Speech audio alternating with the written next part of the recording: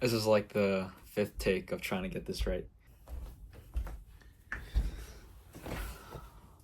Hello, welcome back to another video. It's been a long time since I posted, and I apologize. I was just busy with my school stuff. I had a lot of exams coming up, but now we're back. For those of you guys who are new, hi, my name is Sean, and I'm a junior at Binghamton University, currently training for an Ironman 70.3 in July. For those of you guys who don't know, it is a 1.2 mile swim, 56 mile bike ride, and a half marathon, which is 13.1 miles, all in one race. So yeah, that will be in July. I'm training for that right now. I'm also 17 days out from a Syracuse 4-miler. It's called the Shamrock 4-miler race. So I'm hyped for that. And I'm also training for the Brooklyn Half Marathon in April. But yeah, I'm going to be going over my split today. I'm going to be going over my gym sessions, the strength aspect, as well as the cardio aspect and the endurance. And how I kind of balance that all out with classes. But with that being said, make sure you guys like, make sure you guys subscribe. And yeah, we're gonna get straight into it. So I'm gonna be popping up the split in the middle of the screen right now. So what you are looking at is the strength portion of the 2025 Ironman 70.3 split. So let's get started. Sunday, we have a push day, and it is a bench focus. So how I kind of like to structure my gym sessions is I like to focus on one compound movement per lift. So we have 6 compound movements that I want to get better at, I want to get stronger at, which is the bench, the barbell row, the squat, weighted dips, weighted pull-ups, and the deadlift. So the compound lift for Sunday's push day is the bench press. And I like to work in the 5 to 8 rep range to build strength. And then for the accessories, I like to do 2 upper chest exercises and 1 mid to lower chest exercise. I like to focus my upper chest because I feel like it's neglected in a lot of people's physiques. So I'm prioritizing upper chest in this season. For the upper chest exercises, I like to do incline dumbbell press or a hammer strength plate loaded incline press. I really like those chest presses.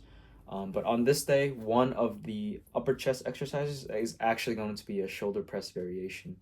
So whether that be barbell shoulder press, dumbbell shoulder press, or a machine shoulder press. For the mid to lower chest exercise, I like to do a chest press, a fly, or just the regular dumbbell press. For after chest, we have 1 lateral raise variation, whether that be dumbbell or machine. And then after that, we have 1 or 2 tricep exercises. Recently, I've been really liking the rope push down into the rope overheads as into a superset. So you would go rope pull downs to failure and then rest 5 seconds and then do rope overheads. That really blasts the triceps. But yeah, that's it for Sunday. So Monday, we have a pull day. The compound lift for this day is the barbell rows, which I like to work in the 8 to 10 rep range. This back day, is we're mainly focusing on thickness. So for a big back, you need both thickness and width. So this day is my thickness day. And we're going to be doing 2 lat exercises, 1 upper and mid back exercise, and 2 curl variations. So for the lat exercises, I really been liking the single arm cable row, lat pull downs, or pullovers. I kind of rotate between those 3. And then for the 1 upper back exercise, I really love the T-bar row or the hammer strength row. For the 2 curl variations, I kind of rotate between hammer curls, preacher curls, easy bar curls, and the standard dumbbell curls. But that's it for Monday. Tuesday, we have our first leg day. And our compound lift for this day is the squat, barbell squat, which I like to work between 3 to 8 reps, depending on if I want like 8 for hypertrophy, and if I'm progressing more strength, then we go 3 reps, we go lower. And this day, we have a quad emphasis leg day. So for the accessories, we're going to be doing 2 quad movements and 1 hamstring movement. So I like to rotate between Bulgarian split squats and leg extensions and barbell RDLs. Those are the 3 exercises I like to do on this day. On Wednesday is our second push day. Our compound lift for this day is a weighted dips, which I like to work in the 5 to 8 rep range. And again, prioritizing upper chest, we have 2 upper chest exercises, 1 mid to lower chest exercise, 1 lateral raise variation, and for the tricep, I like to do close grip push-ups to failure, 3 sets. All of the exercises I mentioned on Sunday, I like to rotate into Wednesday. So all the exercises that I didn't do on Sunday, I do them on Wednesday. Thursday is my full rest day. So Thursday is my only rest day of the entire split, where I just do anything. I don't do any strength. I don't do any cardio. I just do recovery. And this is because Thursday is my busiest day in terms of school. I have class from 11:40 to 7 o'clock, and it has my 4 hour lab class. So I'm just tired, and I don't want to do anything after that. So I'm just resting that day. Make sure I'm eating well. Make sure I'm recovering well, for the next sessions. So yeah. Friday is my second pull day, with my compound lift being pull-ups, weighted pull-ups in particular. And this day is my width focused pull day. For the accessories, we're going to be doing 2 mid to upper back exercise, 1 lat exercise, and 2 curl variations. So it's flip-flop between Monday's pull day, where I did 2 lat exercises. Now I'm only doing 1 lat exercise and 2 mid to upper back exercise on this day. So prioritizing width. So my Monday is my thickness day, and Friday pull day is my width day. And last but not least, we have Saturday, which is my second leg day, with a deadlift focus, working in the 3 to 8 rep range. This is my hamstring emphasis day. So we're going to be doing seated leg curls, walking lunges, and elevated SRDLs, which is straight leg deadlifts on a plate. So you get more range of motion. So when you stand on a plate, you get more range of motion when you go down.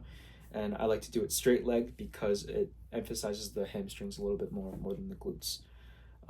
And also the calves are hit on both leg days in a linear progression. So after every leg day, I would do some type of calf variation. I would do a standing calf raise, seated calf raise, and I'll just build up linearly. For example, if I were to do 140 for 20, then I would do 150 pounds for 20 on the next session.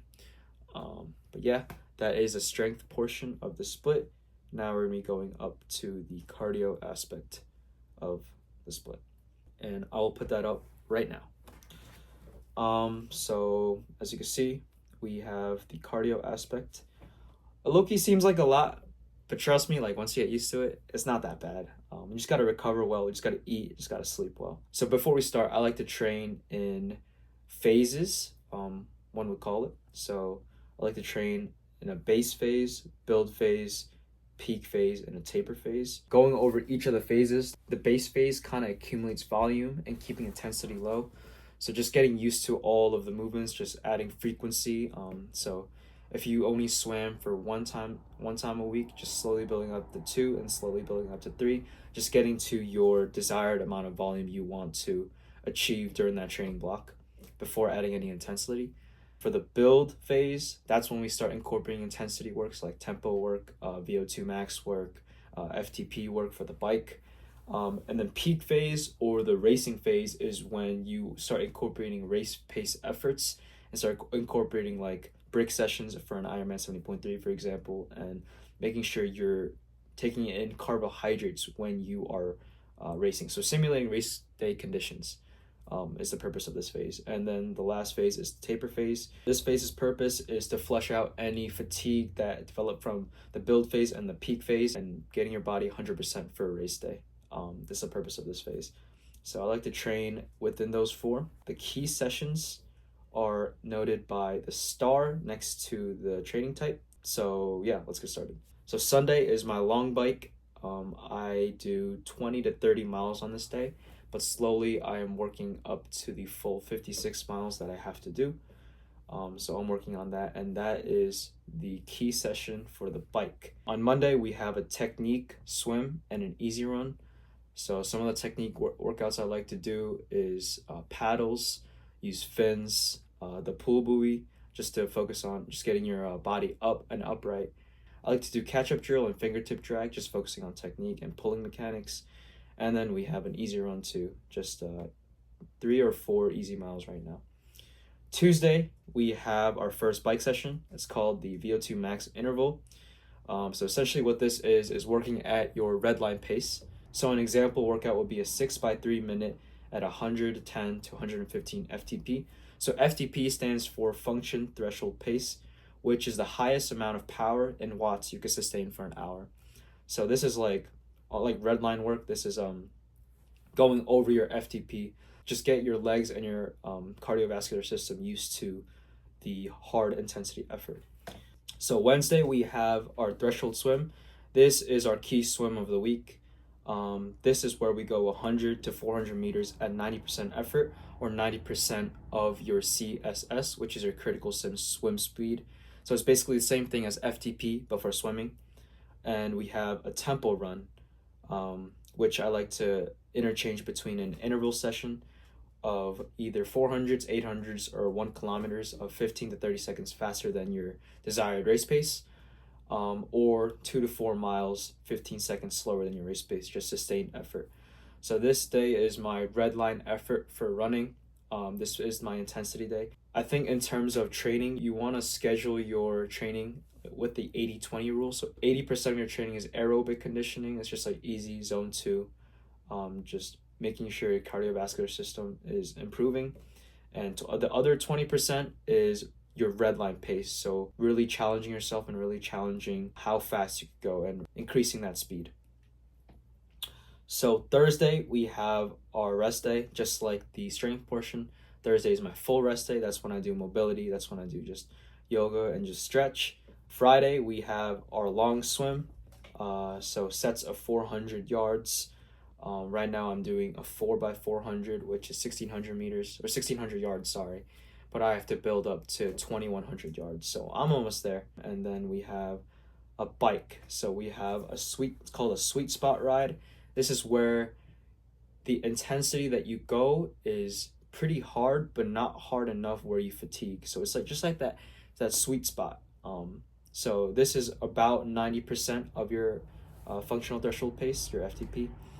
So right now I'm doing 3x15 minutes on that. So Saturday we have our long run. Right now I'm doing 6 to 8 miles. But I need to build that up to 13, 14 when I'm working towards my half marathon. So this is all going to be zone 2 training, just aerobic work when I'm in the base phase. And there will be just pockets of race pace effort stuff when it starts to go into the build phase and the race phase.